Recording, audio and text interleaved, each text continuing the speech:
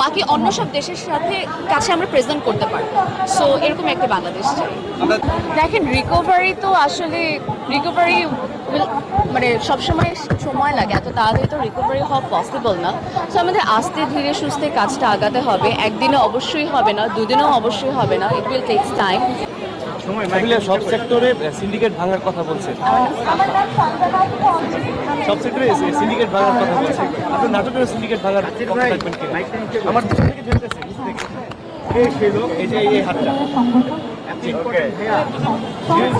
দেখেন, সব জায়গায় তো আসলে অনেকভাবে অনেক জায়গা আটকানো, অনেক অন্যায়, অনেক কিছু হচ্ছে।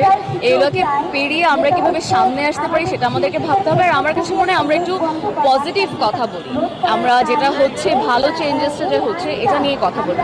কি হবে না হবে এটা তো আস্তে আস্তে, আমরা অনেক কিছু চাই, আমাদের অনেক কিছু ডিমান্ড আছে, যেগুলো আস্তে আস্তে হবে। যেটা ভালো হচ্ছে আমরা সেটা